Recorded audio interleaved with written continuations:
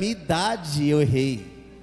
Eu liguei para Manu perguntar a minha idade, que eu não lembrava se era 32 ou 33. E se eu falar para vocês que agora eu não sei se é 32 ou 33? Quantos anos eu tenho, monge? 34? Ai, eu vou fazer 34, eu tenho 33. Então Deus do céu, coisa tá feia.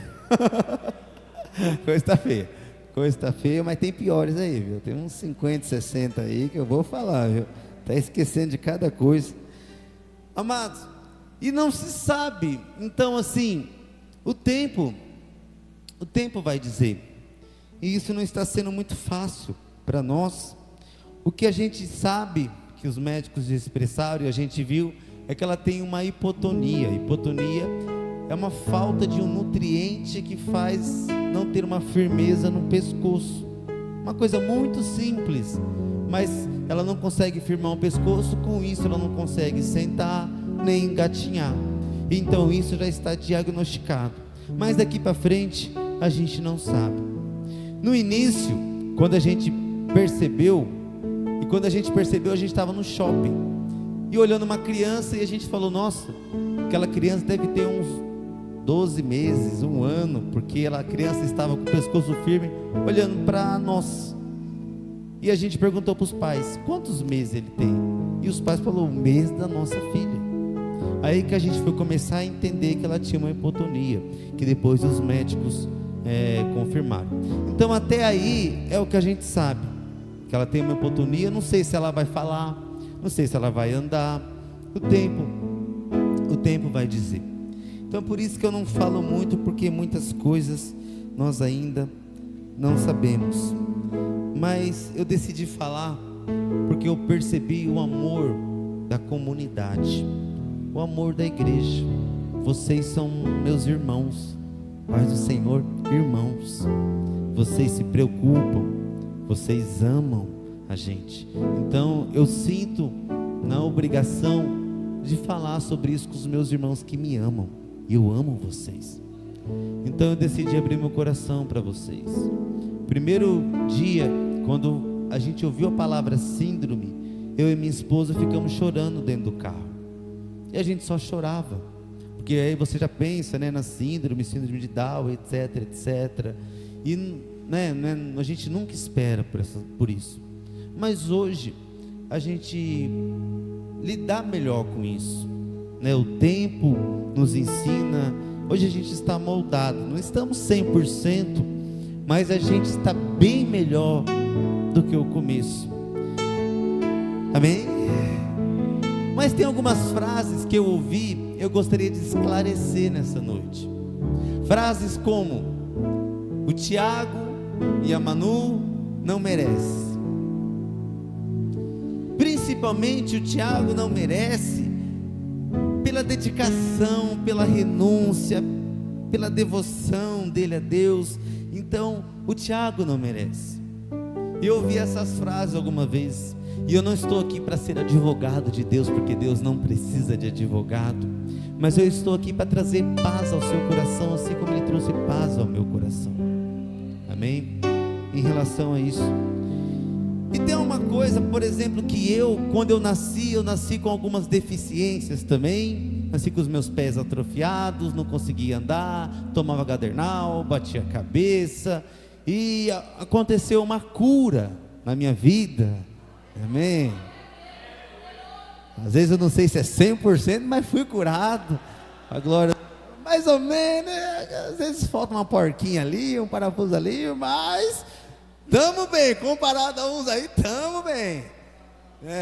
O Cabral, quem falou Cabral aí, gente? Olha, só cheio de amiga hoje. Então assim, e há uma grande expectativa também de muitas pessoas, tipo assim: se aconteceu com o Tiago, então vai acontecer com a Lívia. Glória a Deus, que seja. Mas eu comecei a pesquisar sobre isso, ver testemunhos, ver pessoas passando para me ajudar, e coincidentemente 90% das pessoas que eu via sobre isso eram cristãs, crentes. Pessoas como, por exemplo, um pastor chamado Anderson Silva. Um amigo meu chamado Jefinho. E depoimentos aleatórios de pessoas que são crentes, que amam a Deus, e está lá com seu filho, com sua filha, com uma deficiência, e continua amando a Deus. Aí por um lado eu fiquei assim, sabe como parece que você tendo que ser moldado aquilo, ser preparado para aquilo. Então eu não sei, eu posso ser surpreendido, como eu falei semana passada, aquele cego, ou eu posso me moldar a essa nova realidade. Mas eu não sei se você sabia, mas no mundo existem 7 bilhões de pessoas, e existem 1 bilhão de pessoas com deficiência. Aí você, não, é impossível. Sim, se você colocar no Google a quantidade de pessoas com deficiências, vai aparecer lá a ONU dizendo que o mundo chegou a 1 bilhão de pessoas com deficiências. E quando eu falo deficiências, são em vários níveis e classes. As deficiências severas, graves, são cerca de 200 milhões de pessoas pelo mundo. E as outras 800 milhões são pessoas mais leves, como nós conhecemos, como por exemplo o autismo, que é uma síndrome também. Então nós precisamos entender que a cada 7 pessoas, uma pessoa vai nascer com uma deficiência. É a realidade do nosso mundo, consequência de Adão e Eva. Nós precisamos entender que a cada 700 crianças, uma vai nascer com síndrome de Down. Fala misericórdia. Se uma mãe tiver 40 anos, a cada 100 nascimentos, uma é com síndrome de Down. As síndromes, elas estão associadas em sua maioria, cerca de 80, 90%, com mães de cerca de 35 anos. É uma realidade no nosso mundo. E se você vê o que ocasiona uma síndrome, irmãos, eu não fiz biologia, não sei sobre isso, não vou tentar me aprofundar nisso, porque eu não sou um mestre, mas a biologia diz que nós temos os famosos cromossomos. Alguém já ouviu falar de cromossomos? Eu, irmão, só na escola, agora que a gente, né?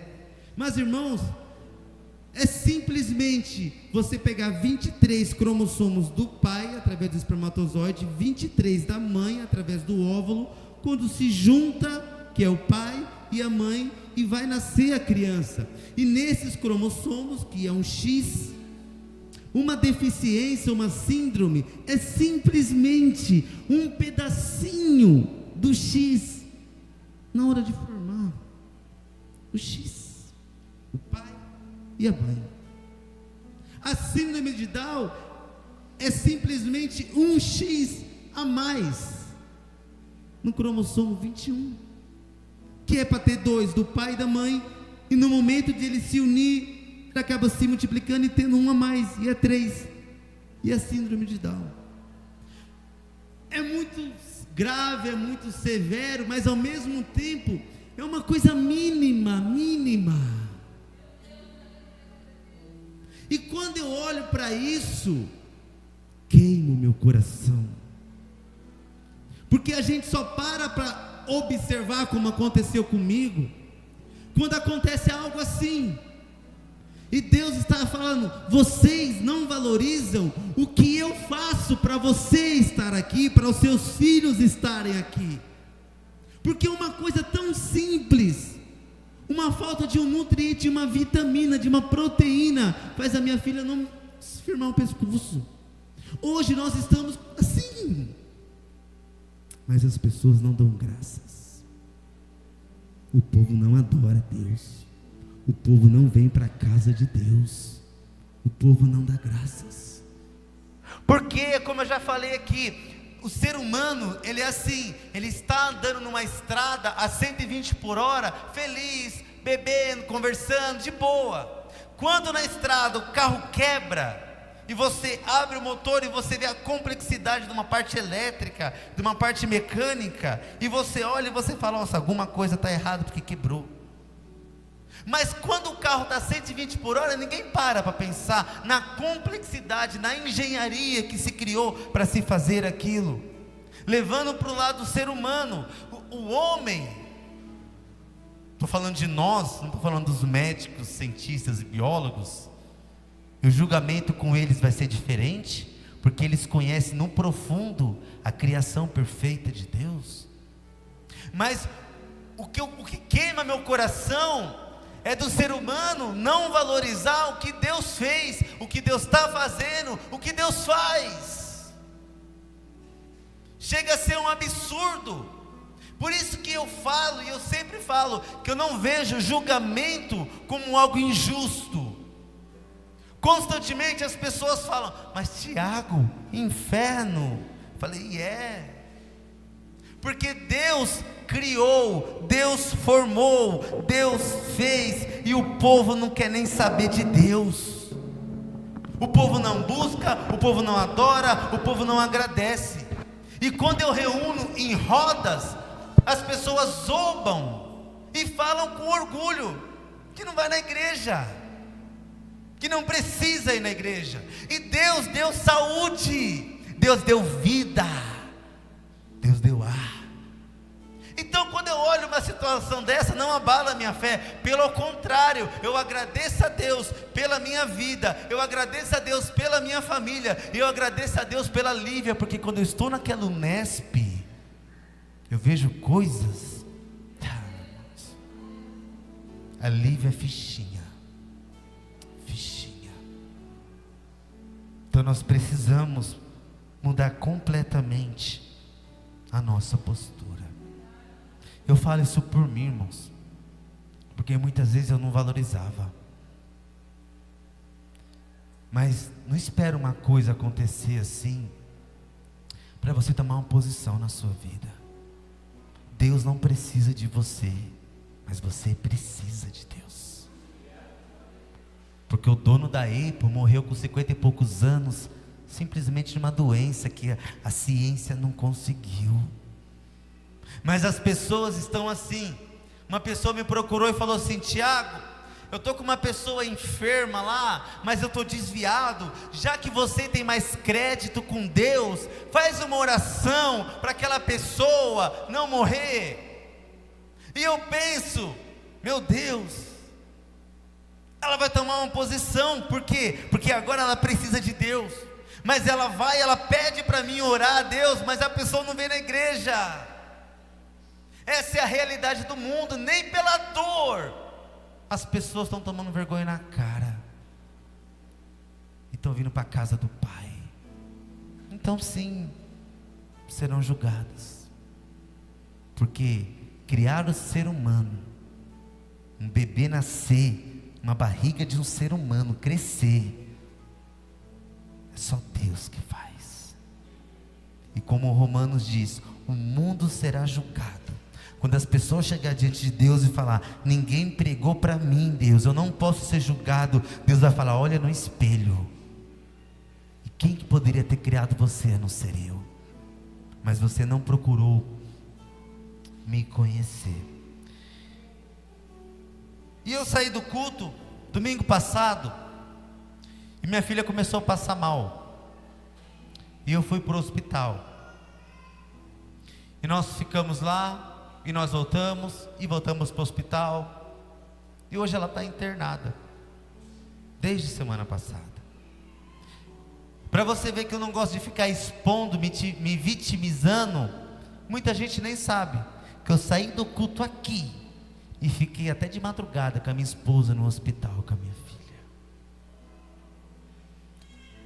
E ela está lá com broncolite, com tubo para respirar, no oxigênio. E eu no hospital, irmãos. Momento eu e Deus. E tem isso também. As mulheres tudo lá, os homens não vai trocar com as mulheres. À noite não vai.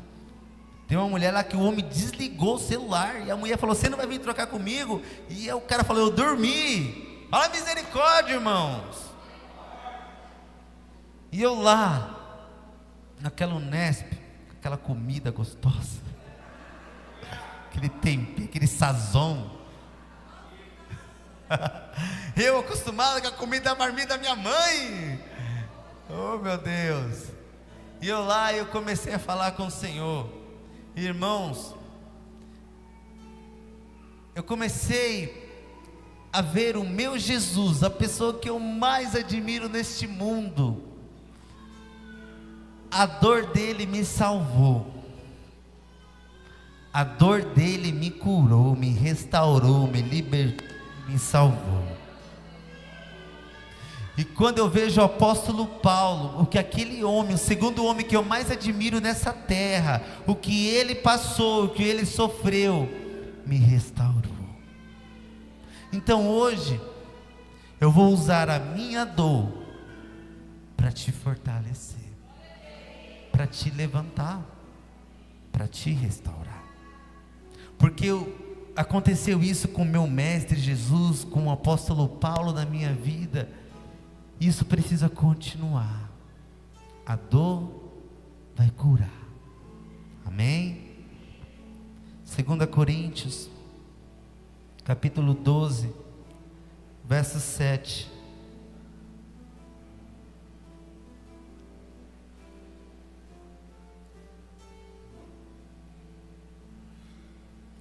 Para impedir que me exaltasse por causa da grandeza das revelações, foi-me dado um espinho na carne, um mensageiro de Satanás, para me atormentar. Ou seja, o que é um espinho na carne? É algo que traz dor, incomoda, que traz um sofrimento. E o apóstolo Paulo diz que é um mensageiro de Satanás.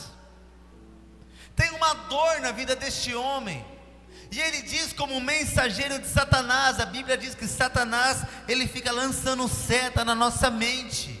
O que é um mensageiro de Satanás? É Satanás vendo a dor de Paulo. Paulo está sofrendo uma dor, e a seta de Satanás fica atormentando ele o tempo todo. Olha a sua dor.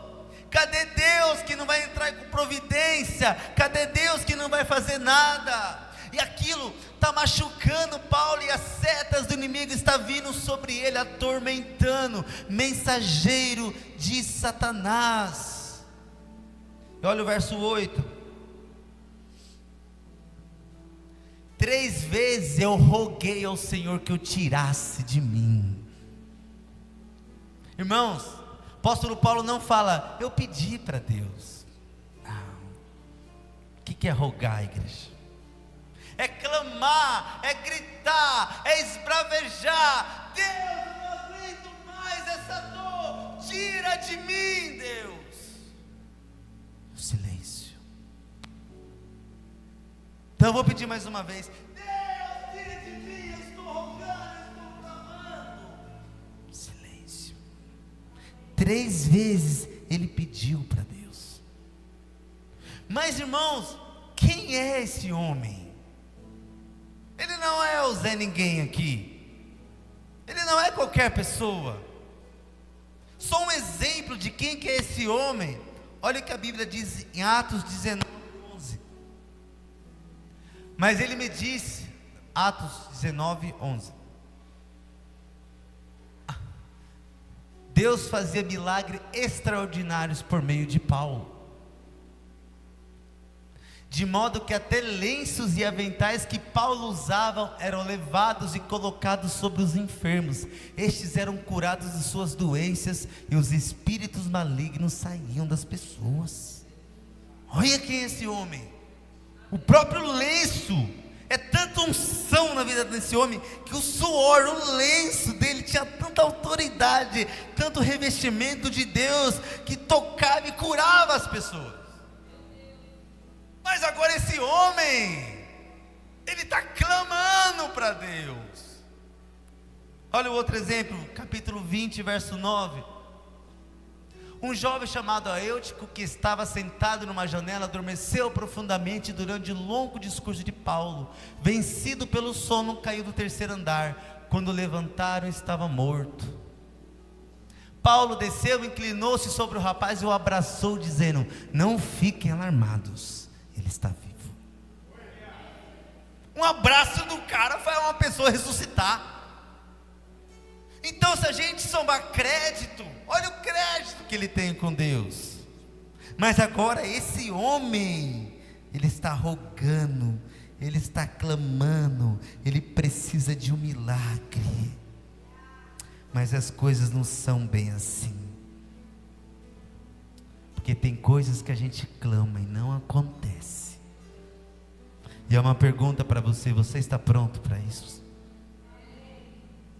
Você clamar, você rogar, você pedir, e Deus não fazer o que você quer. Olha o verso 8, 2 Coríntios. 2 Coríntios 12, 8. Não sei se eu passei certo, Ricardo.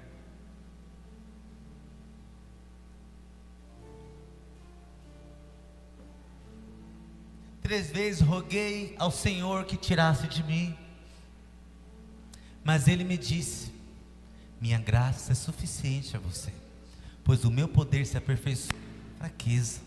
Portanto eu me gloriarei ainda mais alegremente em minhas fraquezas, para que o poder de Cristo repouse em mim. Mas vamos lá, vamos com calma agora. O Senhor me disse: minha graça é suficiente a você. O que o Senhor está dizendo? É suficiente, é o que você precisa. É Deus dizendo: o que é graça? É um favor não merecido. Nós estávamos condenados ao inferno, Jesus morreu na cruz para nos salvar, nós não merecemos isso. Então a gente pega a nossa luta, nossa dor, as doenças, os problemas, e a gente roga e a gente clama a Deus, e muitas vezes Deus só fala isso: não, minha graça é suficiente, é o que você precisa, você está salvo. Valorize isso. O meu amor, o que eu fiz por você naquela cruz, é o mais importante, é o que você precisa ser salvo. Te salvei, você não merecia, eu te salvei. E ele continua dizendo: pois o meu poder se aperfeiçoa na sua fraqueza. Como isso? Irmãos, se está tudo bem na sua vida, e você vem para a igreja, é óbvio que você vem para a igreja, você está até constrangido, você recebeu uma promoção no emprego, está tudo dando certo. Mas quando tudo dá errado, ou quando as coisas te ferem, te machuca, quando o emprego que você queria não vai, quando o filho que você queria ter não tem, quando a doença, o câncer, quando algo vem, é a sua fraqueza. Mas quando você, pegando a sua dor, o seu espinho na carne, você sai da sua casa, você vem aqui para a casa de Deus, o poder de Deus está se manifestando na sua fraqueza. Porque as pessoas olham e as pessoas falam: como ele consegue? Como ela consegue? Ela perdeu um filho, uma filha, ela ficou doente, ela perdeu o pai, ela perdeu a mãe, ela perdeu o emprego. Olha a fraqueza, olha o espinho na carne dela, e ela vai para a igreja. É o poder de Deus. Porque quando você na dor, você vem para a casa do Senhor, você adora, você busca, você exala poder de Deus. E as pessoas olham e falam: como é que estão de pé? Como eles conseguem? É a pregação do Evangelho sem você dizer uma palavra. E essa pregação vale mais que um testemunho que chega na igreja e fala: Deus me deu, Deus me deu, Deus me deu, Deus me deu. Aí a pessoa vem para a igreja e ela não recebe tudo aquilo que ela ouviu, e ela sai da igreja porque ela quer também aquilo. Agora, quando você vem para a igreja e você vê que o pastor tem uma filha com uma deficiência e ele está adorando a Deus, isso fortalece a sua vida para você falar: nossa, mas se ele está, eu também posso, eu também preciso, eu também quero, porque é o poder de Deus que se manifesta na vida da igreja. Então cada um na sua dor, cada um no seu espinho, o Senhor nos chama para carregar a nossa cruz e seguir Ele. Esse é o Evangelho. Jesus carregou a sua, Paulo está carregando, carregou a dele, eu estou carregando a minha, você está carregando a sua. E quando as pessoas olham para a sua cruz e vê você contente, alegre no caminho, carregando a sua cruz, buscando a Deus, isso é poder de Deus na sua fraqueza. Porque a Bíblia diz, aí ele diz, portanto, ou seja, a primeira frase é Deus que falou a ele. Dá um pouquinho de retorno para mim. A segunda é ele respondendo. Portanto significa, entretanto, já que o Senhor falou isso, eu me gloriarei ainda mais, alegremente, em minhas fraquezas. Paulo não vivia depressivo, não. Entendi, é verdade, Deus. É verdade, a tua graça é que me basta, o teu amor, o que o Senhor fez na cruz é o que me basta, é suficiente, é verdade. Não, Deus, eu vou me alegrar mais ainda nas minhas fraquezas, para que o poder de Cristo repouse em mim. Irmãos, a sua fraqueza, você carregar a sua cruz, é o poder de Deus exalado sobre as pessoas ao seu redor. Mas também, o poder de Deus não é só para as pessoas, o poder de Deus é para a gente. E esse repousar é a mesma palavra que Deus diz sobre tabernáculo, sobre habitação, sobre proteção, sobre tenda. É Deus falando, eu vou proteger, eu vou cuidar, eu vou estar com você na sua fraqueza. Se Deus vai me curar, se Deus não vai curar, se Deus vai dar, se Deus não vai dar, eu não sei. Mas eu sei de uma coisa, Ele sempre estará repousado em mim. E isso é suficiente. Olha Moisés, não é um Zé Ninguém. Deuteronômio 3:25. Deus, deixa eu atravessar, eu te suplico, Deus, e deixa eu ver a boa terra do outro lado do Jordão, a bela região montanhosa e o Líbano. Moisés, todavia por causa de vocês o Senhor irou-se contra mim e não quis me atender. Basta, Deus disse, não me fale mais sobre isso. Deixa eu falar uma coisa para você, igreja, nós não vencemos Deus na canseira.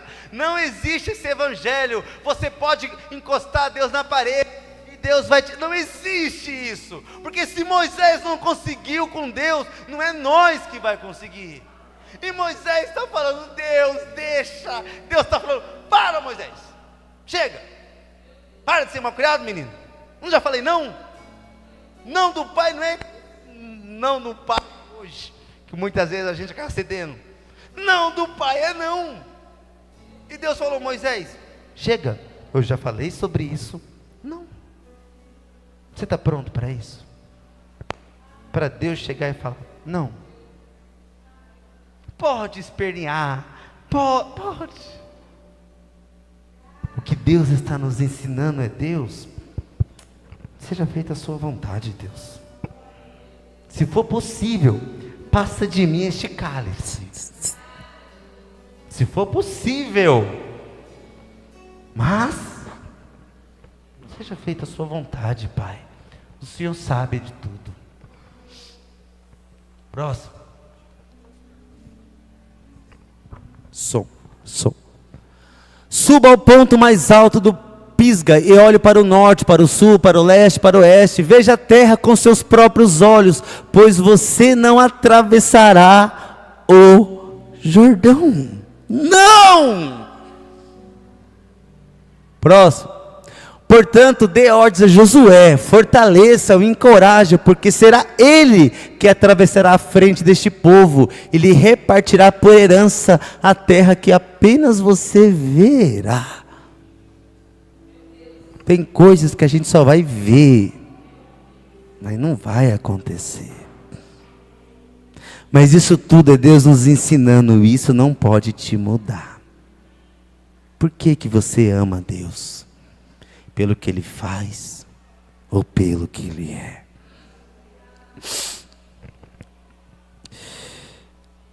Aí, entra o ponto. Vamos lá, 2 Coríntios 12, 8 e 9.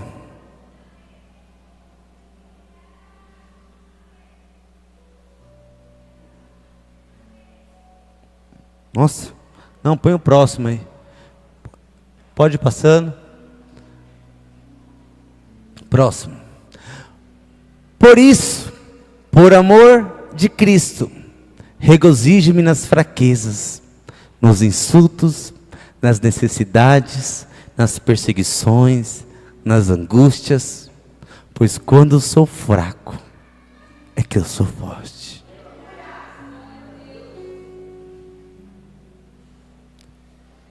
Esse é o Evangelho, igreja. Esse é o Evangelho.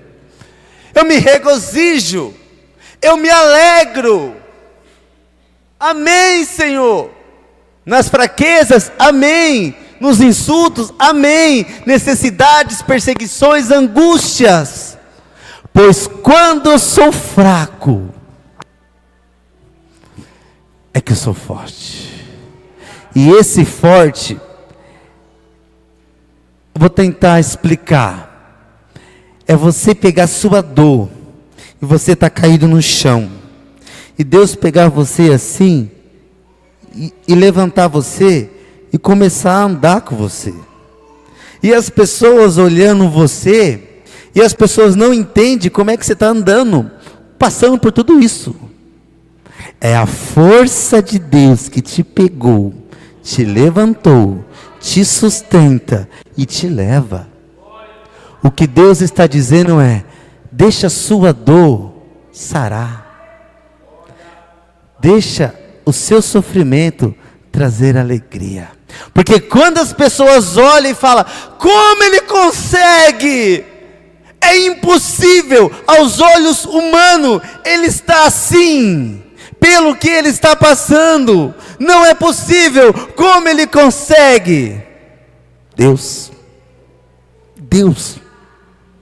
é Deus que faz a gente estar de pé, é Deus que nos levanta, é Deus que nos fortalece, é Deus que nos dá vigor. A nossa fraqueza fortalece outros. Mas existe uma dúvida muito grande das pessoas em querer saber qual que era o espinho de Paulo. Porque ele fala do espinho, algo que o causa dor, sofrimento, angústia, necessidade, mas ele não fala qual espinho que é. Mas eu no hospital, meditando na palavra do Senhor, eu achei uma grande hipótese. E deixa eu falar essa palavra de novo: hipótese. E eu vou falar porque não fere o que a palavra do Senhor diz, mas é uma hipótese. Qual que era o espinho de Paulo?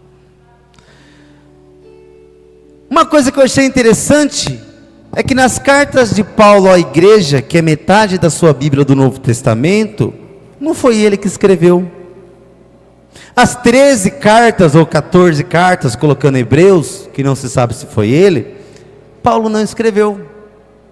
Paulo, ele tinha a revelação e ele tinha que falar, e um amigo seu tinha que escrever.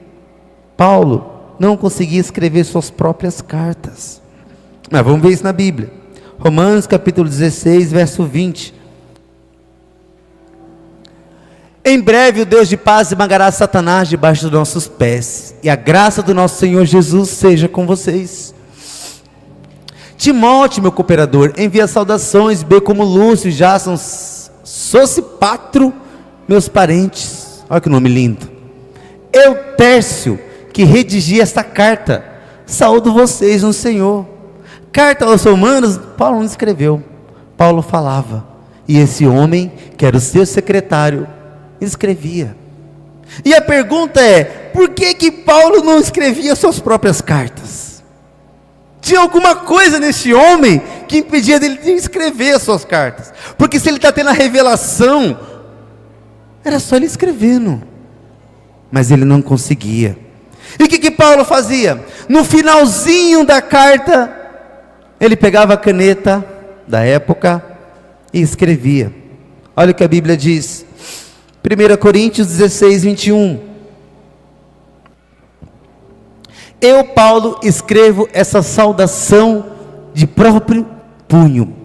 Os últimos versículos da igreja aos Coríntios, Paulo está escrevendo com o próprio punho. É o momento que ele pega a caneta do secretário e ele escreve. Mas se você vê na Bíblia, é sempre os últimos versículos da carta. Como se ele não conseguisse escrever, mas as pessoas tinham que confiar, o que estava ali era realmente a revelação de Deus. Então Paulo, ele escrevia o finalzinho da carta do próprio punho, para as pessoas saberem, o que estava ali, realmente era ele que tinha tido a revelação, e também porque ele queria muito escrever. Então o finalzinho, ele escreve. Vamos ver outro exemplo, Colossenses 4:18.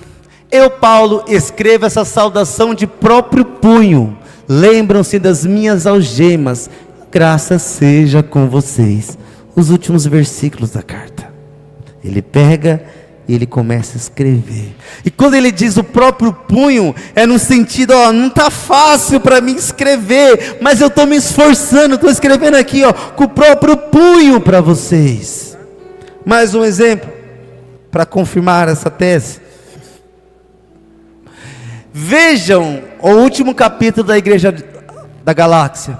Vejam com que letras grandes estou escrevendo de próprio punho. O finalzinho, Paulo tinha alguma coisa que as letras até saía grande. E ele começa, veja com que letras grandes, ou seja, as cartas, elas eram escritas com letras normais, mas o finalzinho já é apóstolo Paulo, então a letra está até maior. E alguma coisa tinha nesse homem. O último exemplo,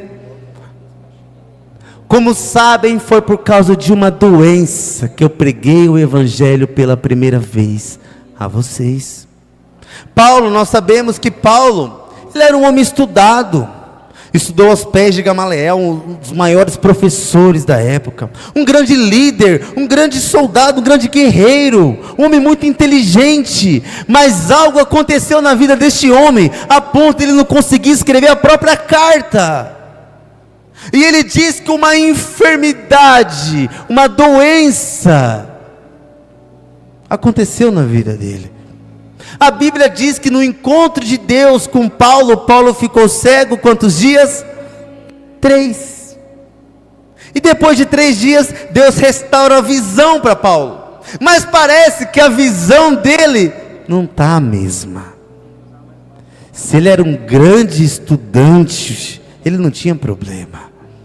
Mas agora ele é um homem que não consegue escrever uma própria carta. E olha o próximo versículo.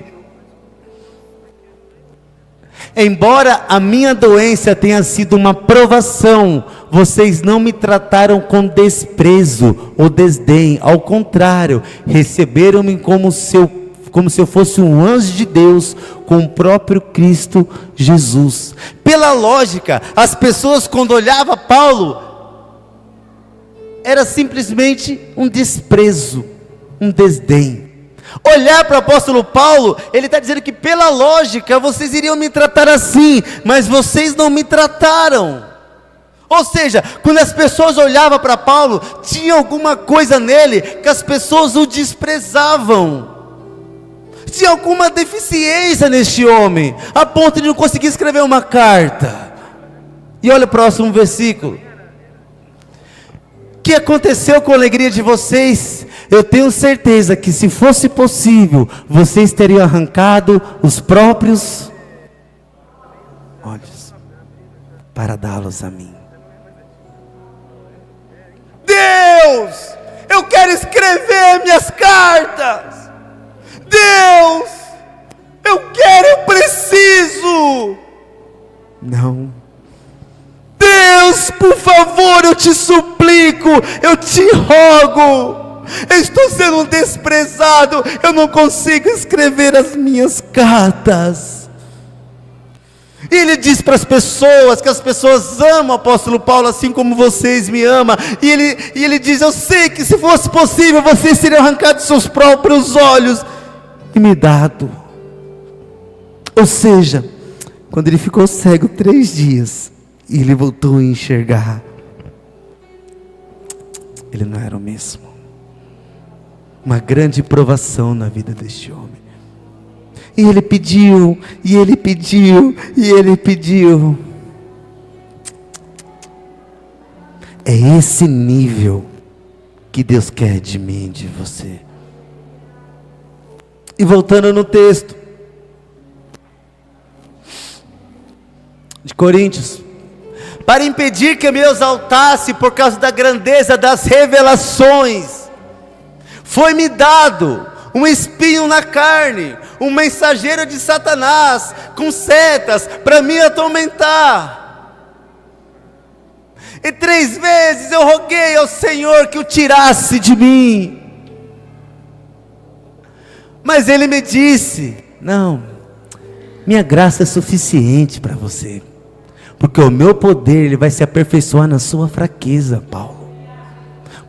Então eu me gloriarei ainda mais alegremente em minhas fraquezas, para que o poder de Deus, Cristo, repouse em mim. Por isso, por amor de Cristo, eu me alegro nas fraquezas, nos insultos, nas necessidades, nas perseguições, nas angústias, pois quando eu sou fraco, é que eu sou forte. Se coloque em pé nessa noite. Deixa Deus te fortalecer nessa noite. Ele está aqui. Ele é o meu Deus. E nada vai mudar isso.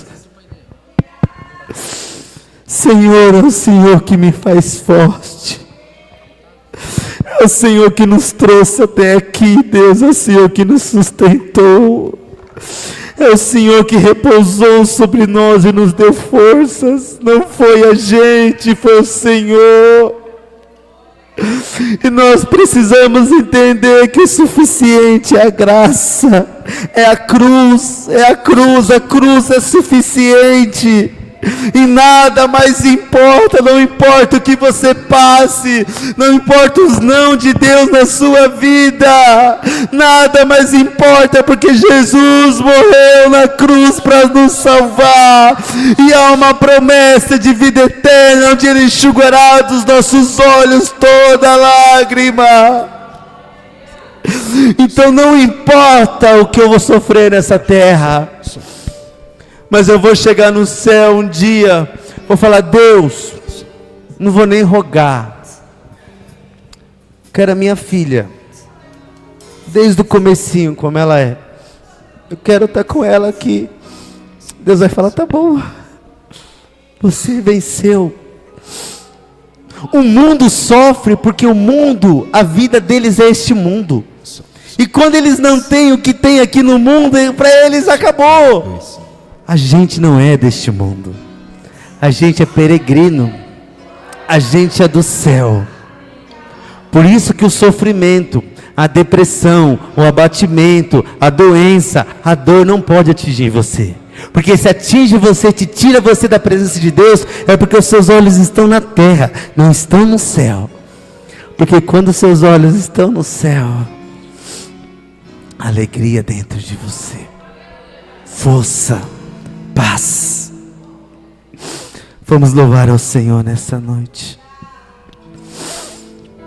Com seu espinho, com a sua dor, com as setas de Satanás na sua mente, expresse de dentro de você nessa noite. Perto quero estar. Sim, Deus. Junto aos teus pés,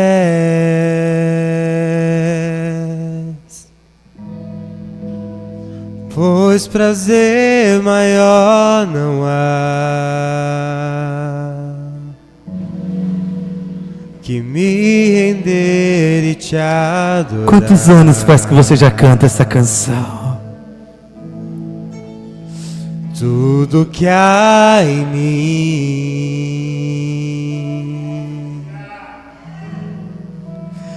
quero te ofertar. Ainda é pouco, Mas ainda é pouco, eu sei. comparado ao que eu ganhei, a salvação, a vida eterna. Se comparado ao que ganhei, a graça. Não sou apenas servo, teu amigo me tornei. Te louvarei. Não importam as circunstâncias, adorarei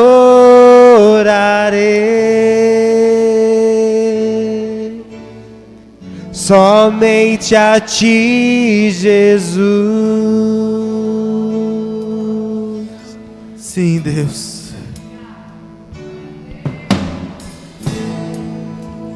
Perto quero estar. Nada mais importa se eu estiver contigo.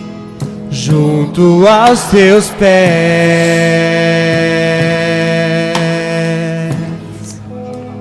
pois prazer maior não há que me render e te adorar. Tudo que há em mim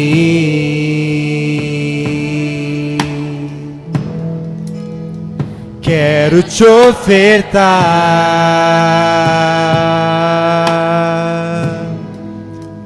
mas ainda é pouco, eu sei. Se comparado ao que ganhei, não sou apenas servo, teu amigo me tornei. Te louvarei. Não importam as circunstâncias, adorarei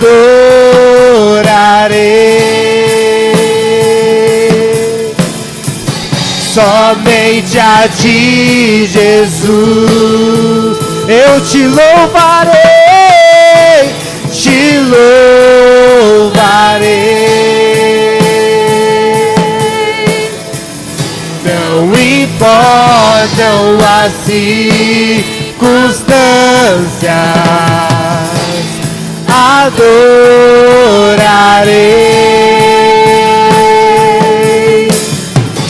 somente a ti, Jesus. Somente a ti, Jesus. Somente a ti, Jesus. Somente a ti, Jesus.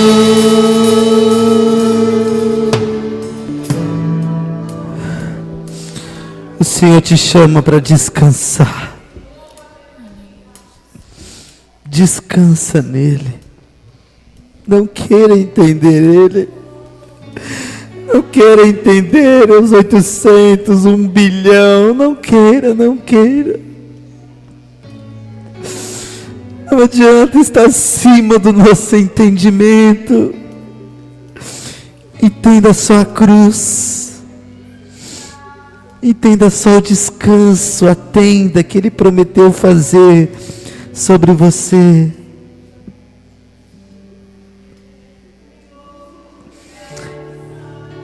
Em tuas mãos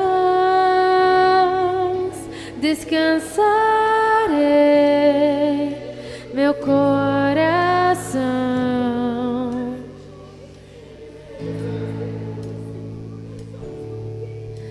Meu mundo está bem seguro em tuas mãos, e se eu sofrer, confiarei.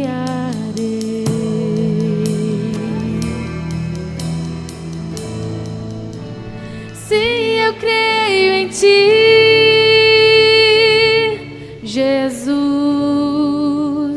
Eu pertenço a ti, Jesus, a razão do meu viver.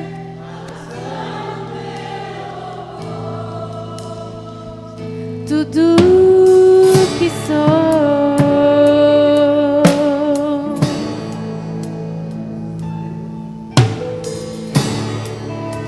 Contigo eu vou por onde precisar, e se eu sofrer, confiarei. Eu viverei conforme o teu querer e o teu amor pra sempre. Oh, sim, eu creio em ti, Jesus. Eu pertenço a ti,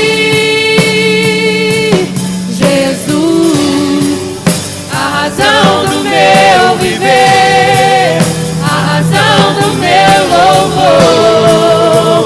Sim, eu creio em ti, Jesus. Eu pertenço a ti,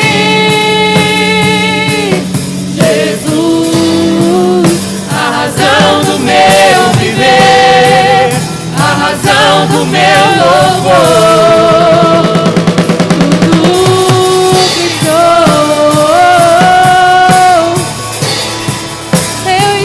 Tudo a ti, Senhor.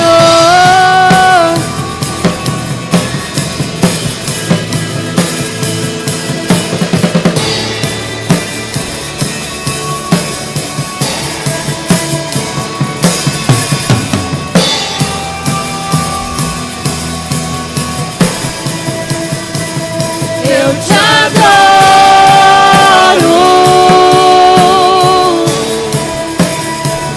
Eu te adoro,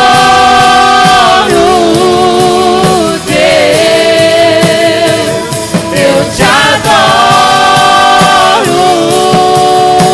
yeah. Eu te adoro, Deus.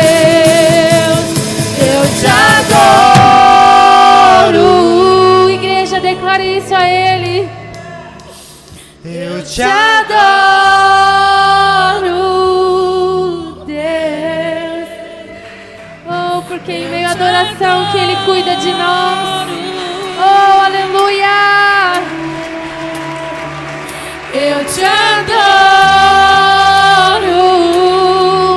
Deus. Eu te adoro.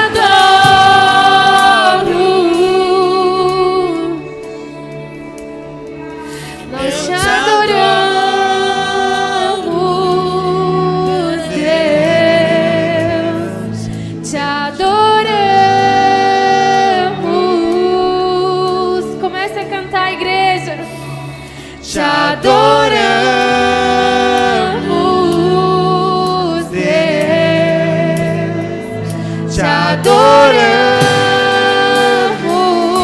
E não importam as circunstâncias. Te adoramos, Deus. E Ele cuida de nós.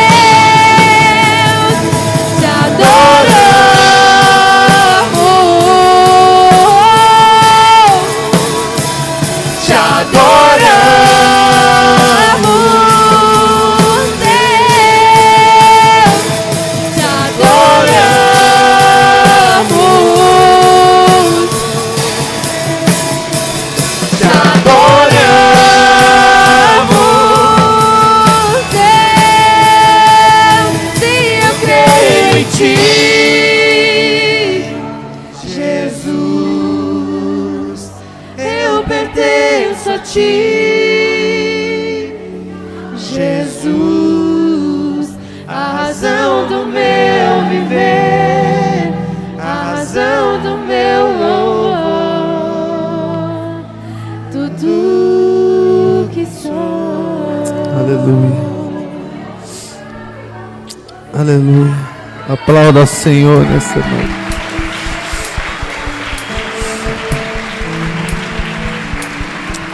Se sente por um instante, irmãos. Vamos se assentar nessa noite.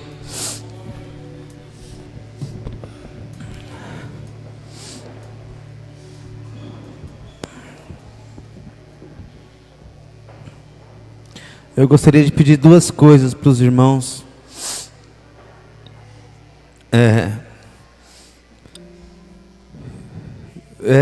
Eu não creio que Deus Ele faz, estou dizendo nessa situação, Deus Ele faz para trazer uma mensagem. O que eu creio